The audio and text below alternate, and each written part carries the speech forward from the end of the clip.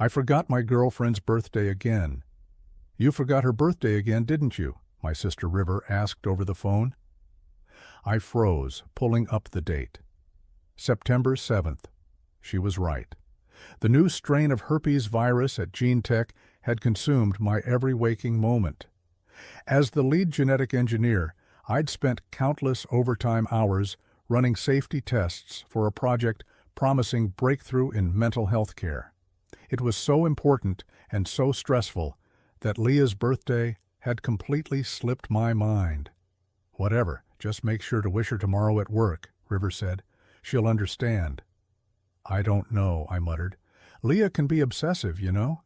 You remember when she thought I loved you more than her? River laughed. She remembered.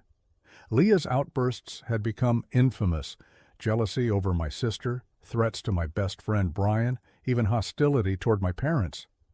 It was one of the reasons I'd moved out a few weeks ago, hoping some distance would help. But I hadn't cut her off completely. I couldn't. Make sure you wish her tomorrow, said River as she hung up. If she's still avoiding work tomorrow, just call her and just shower her with affection. Be lovey-dovey, and she will forget all grudges. The next day I went to work with a bouquet of roses and an apologetic letter. The labs were a maze of sterile white walls, filled with the smell of disinfectant and the subtle hum of centrifuges. I placed my bouquet in the refrigerator, planning to give it to her in the lunch break. But when I reached my station, there was someone else there, a new intern. "Where's Leah?" I asked, confused. "I'm your new partner," the intern replied. "Leah resigned." Resigned? That didn't make sense. Leah was committed to this project. It was her idea in the first place. I went straight to our manager. "She resigned yesterday," said the manager, barely glancing up from his computer. "She said it was something personal. I thought you'd know about it. She came early in the morning and took her stuff too." I walked back to the station and looked around. He was right. Leah had really taken everything with her. All of her equipment, few vials of the developing virus, the makeshift injection gun we had built, even her microscopes and centrifuges. Was it because of me? Did I really mess up that bad? I know I messed up. But wasn't this a bit too far? Sir, shall we start?" The intern stopped my train of thoughts. "Yeah, let's begin." After work, I decided to hit the bar like always. It was a weekly thing me and Brian did to unwind after a week's worth of work and stress. "Hey, David," I greeted the guard at the entrance. "How's your son?" He squinted at me, confusion evident on his face. "Do I know you?" "Really funny, David," I said as I reached for the door. David stopped me from entering. "Sir, I'd need to see some ID." "Oh, come on, man, I didn't bring any. You know me. You said that is enough identification since I'm a regular." "I've never seen you here before. So either you give me ID or I call the police." I felt helpless and confused. I've known David since the day I moved here. He told me and Brian over drink about his family, how his wife cheated on him, and now he's a single dad. That's when I saw Brian walking towards the bar. Perfect. "Dude, I think something's wrong with David." "He wouldn't let me enter without any ID," I said. Brian stops and looks me up and down. "I'm sorry, but do I know you?" I stood there, dazed. I couldn't believe my eyes and ears. My childhood best friend had just failed to recognize me. I did not know what to do. I held him by his shoulders. "Brian, please, it's me, Adam." I was on the verge of tears. "Let go of me or I will call the police." I obeyed. I walked slowly towards my car. I couldn't believe what was happening. My mind was going numb. I slowly opened the door and sat down, silently processing what just happened. The wind carried a smell of beer into the car, which reminded me of all the fun times I had with Brian at the pub. Wait, the wind? I looked to my right and found the window pulled down entirely. That's strange. I usually don't pull down my windows entirely, no matter how hot it gets. I shrugged it off. It didn't matter. I had just lost my best friend. Nothing else mattered. I tried to start my car, but it just wouldn't. Before I could register anything, someone grabbed me from behind the seat, which was followed by a sharp pain in the side of my neck. I woke up in my bed to a familiar melody. My phone was ringing. It was River. "Hey, are you sick again?" she asked. "No? Why, what happened?" "You forgot to wish me on my birthday." I paused. "I didn't," I stated. "Your birthday isn't for another 2 weeks." I froze after looking at the calendar, showing today's date. September 22nd. Fuck. My head hurts. "River, I think something is wrong with me. I don't remember anything that has happened in the last 2 weeks. I think I was in some sort of mild coma." There was silence. "Is this an excuse? Adam, you literally had dinner with me and Jared last night. Did you forget it all? I understand your poor work-life balance. No need to make excuses. Just saying, I think I need to see a doctor. I'll call you later." I drove as fast I could to the nearest clinic. I did not know what was going on at all. 2 weeks of my life, 2 whole weeks that I have no recollection of. On top of that, my headache seems to be getting worse by the minute. I need to know what is wrong with me. The doctor walks in with the report. "It seems like you're suffering from some sort of aggressive Alzheimer's disease. The MRI scan shows considerable buildup of amyloid plaques. We might need to take some more tests and family history to find the root cause." I walked out of the hospital, unable to believe it all.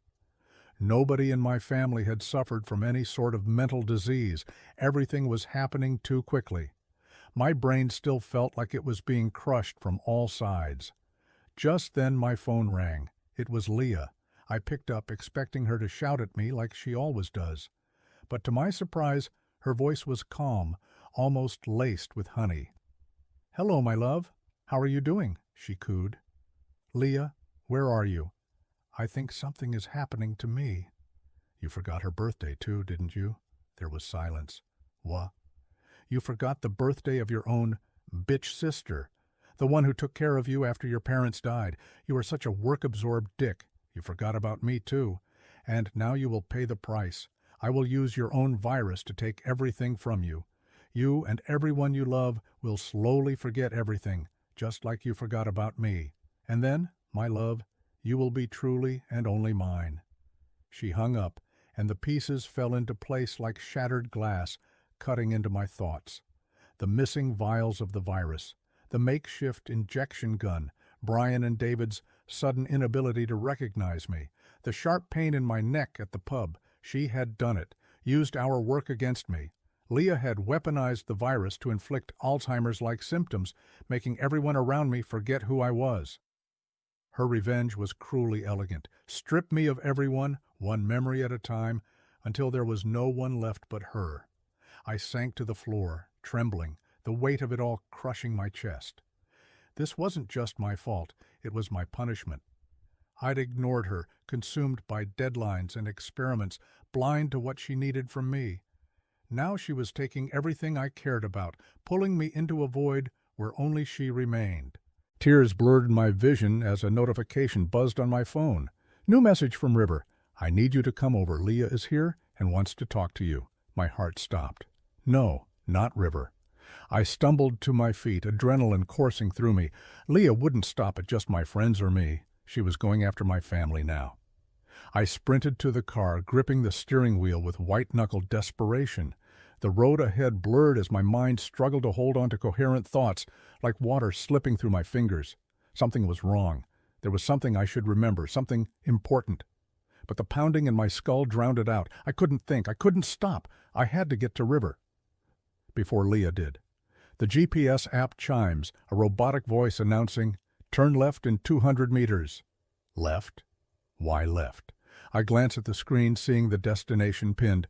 River's house. Why am I going to River's house?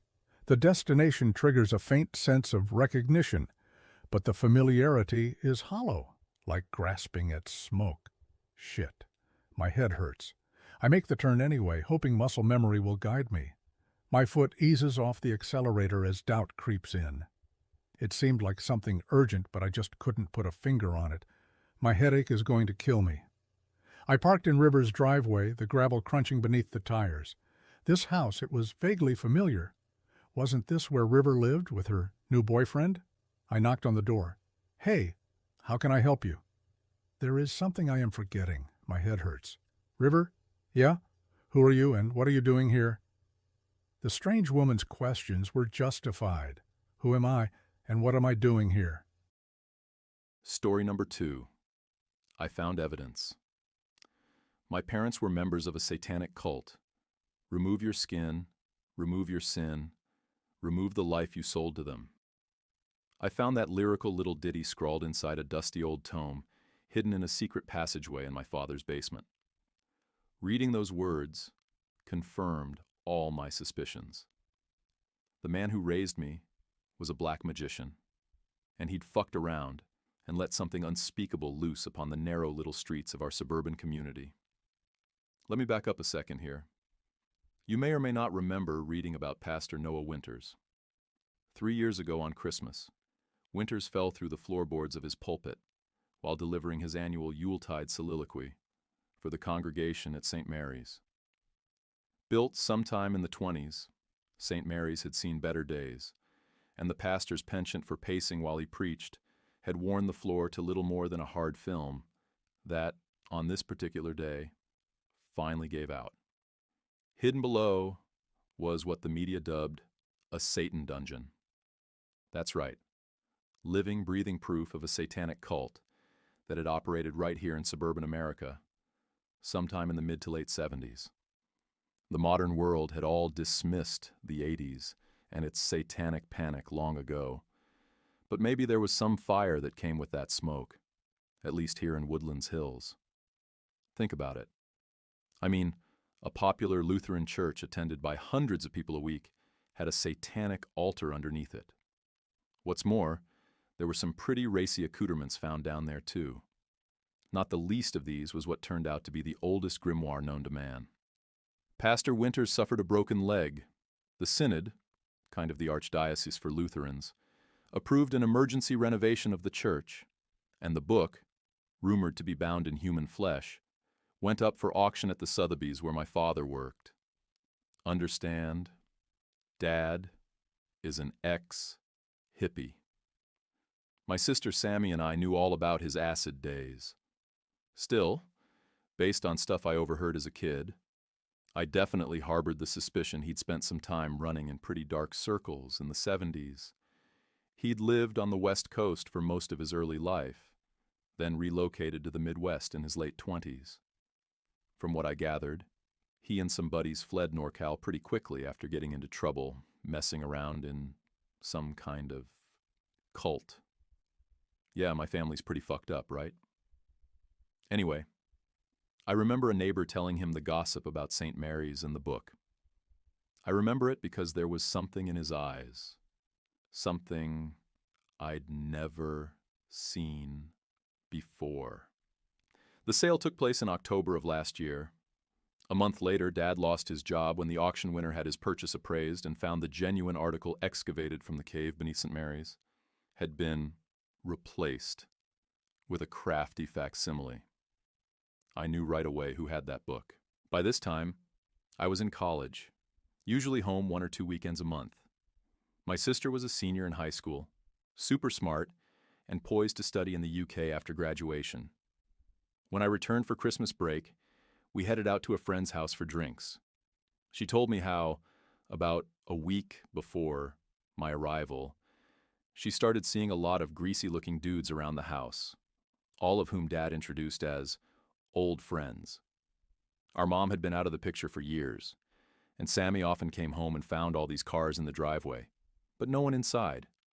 She was an A student, and, apart from the occasional margarita, not a troublemaker at all. Me, though?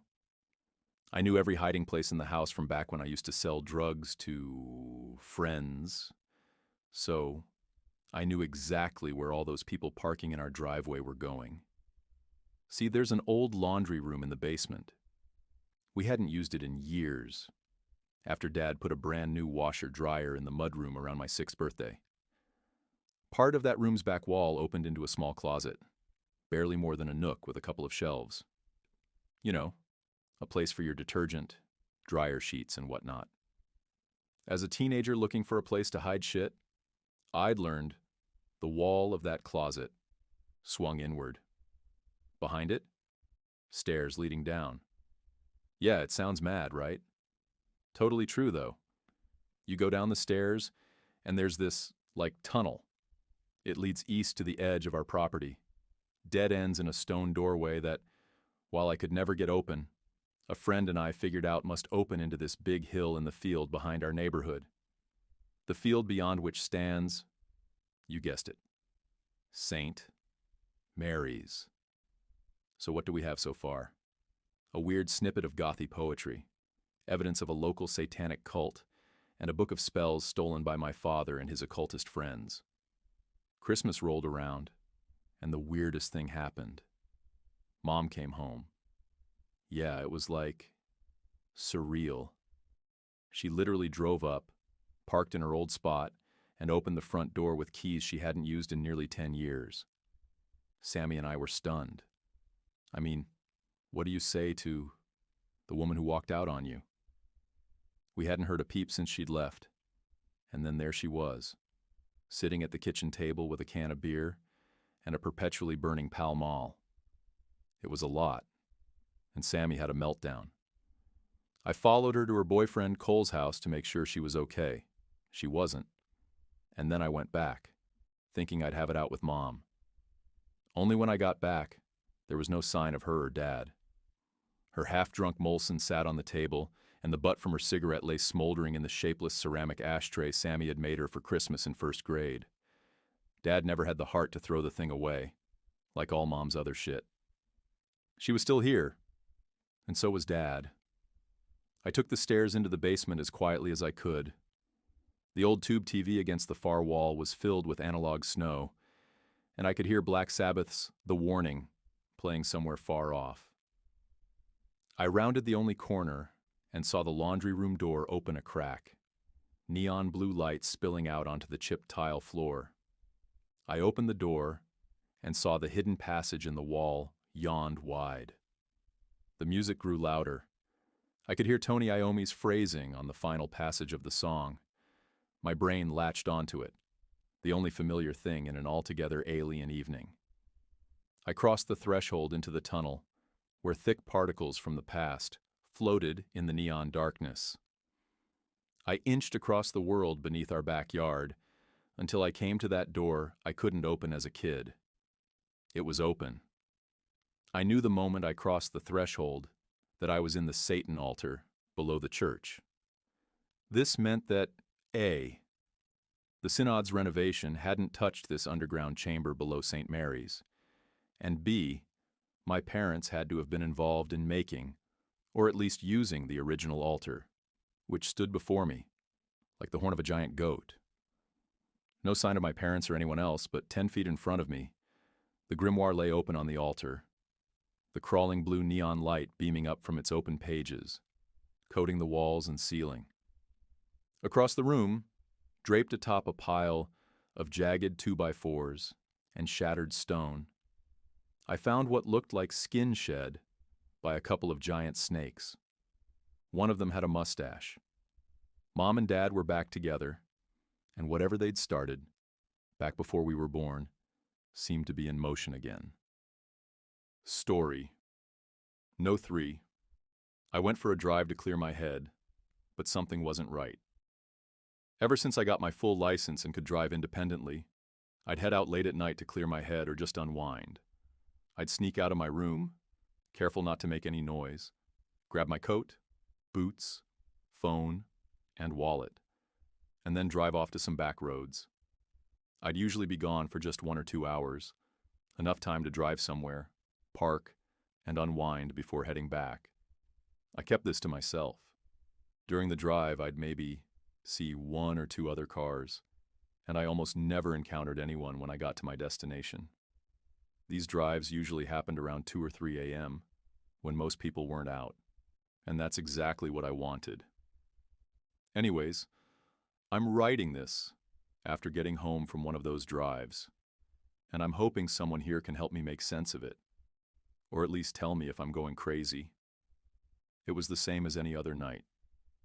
I got out of bed, threw on some clothes, grabbed my coat, boots, keys, wallet, and phone, just like always, and stepped out into the snowy night. I walked over to my car, unlocked it, started the engine, and waited for it to warm up before heading out. While I waited, I rubbed my hands together, trying to keep warm. I always felt a little vulnerable, just sitting there in the car, waiting for it to heat up. So I kept glancing around, checking to see if my parents had noticed or if anyone was walking around, even though it was late. But like every other night, there was no one around. No one to see me start up the car. And once I pulled out of the driveway, it was the same. Still no one around. I drove out of the neighborhood and onto the main road. After a while, I turned off and made my way down the back roads. The pavement grew more uneven. The houses spaced farther apart until they were almost entirely replaced by forest. I lived in the countryside, so it didn't take long to get away from society. I was driving down a road I'd been on plenty of times before. As I approached a bend, I noticed what looked like another set of headlights through the trees. Nothing unusual. I'd see cars every now and then. But when I rounded the bend, there was no one there.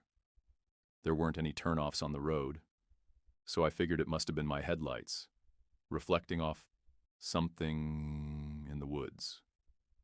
But as I kept driving, unease started to creep in. It felt like I kept seeing more headlights, vanishing in and out of sight like they were just out of reach. I told myself it was nothing, just a trick of the light, or maybe cars parked off to the side, turning off their headlights before I could spot them. It was pretty dark out, and unless something was right in front of me or had its light, it was hard to see anything. A few miles later, I parked at my usual spot. I sat there for a minute, trying to shake off the feeling. It was just weird reflections. Nothing to worry about. I sat in the car for a moment, trying to shake off the unease. I'd been out here enough times to know that in the silent darkness, your mind can play tricks on you. Something about trying to stimulate itself when there's nothing else to focus on. Still, something about tonight felt different. The headlights seemed too real to be just tricks, but they had to be. I couldn't think of any logical reason for what I was seeing. After a few minutes, I decided to get out. The cold air hit me as I opened the door, biting at my skin. The silence was suffocating, and I immediately regretted leaving the warmth of the car. The snow crunched under my boots as I paced around, trying to shake off the feeling that I wasn't alone. Tonight felt different. I'd never felt this uneasy before. I laughed a little at myself, trying to brush it off. There was nothing around, just trees, snow, and the quiet whisper of the wind. I looked back at the car, my thoughts lingering on the road and those headlights. My eyes automatically scanned the trees around me, expecting to see some movement. But there was nothing. No cars, no lights, just the same endless dark. After taking a few deep breaths of the cool night air, I went back to the car, planning to head home. I got back into the driver's seat and checked all my mirrors. In the rear view, there was a set of unmistakable headlights. They had to be real. There was nothing else. I stared at them, not taking my eyes off the reflection as they grew closer. Eventually, the car passed by me.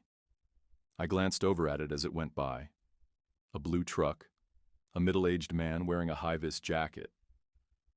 As he passed, he briefly looked in my direction, and something about his gaze felt off. I can't quite describe it, but if you've ever seen those Uncanny Valley videos online, you'll know what I mean. He looked human, but there was something about him that made him feel not human. I couldn't ignore it anymore. The vanishing headlights, the constant unease, and now this guy in the truck. I put my car in drive and started heading home, but it felt like I was being followed. I saw more headlights ahead, which usually brought me a sense of relief on most nights. But tonight, they only scared me. Each time I got close enough, they would vanish. I glanced in my mirrors, and there they were again. More lights. With each pair of headlights I saw, my panic grew. Story. No 3. I went for a drive to clear my head, but something wasn't right. Ever since I got my full license and could drive independently, I'd head out late at night to clear my head or just unwind.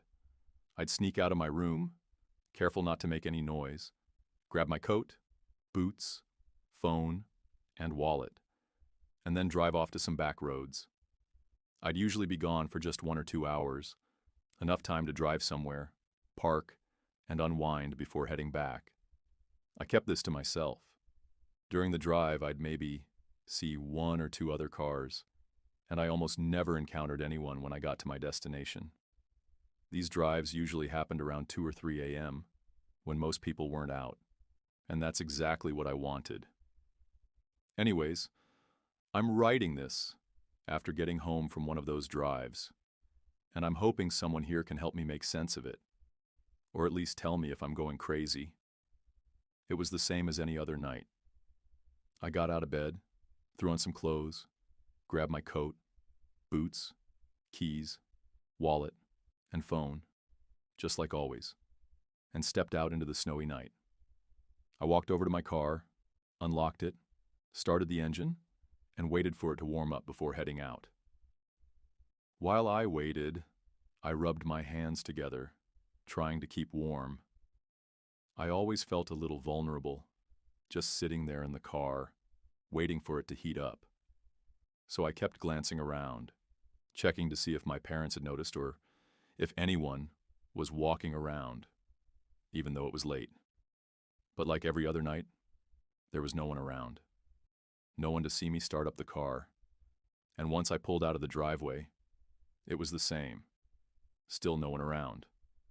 I drove out of the neighborhood and onto the main road.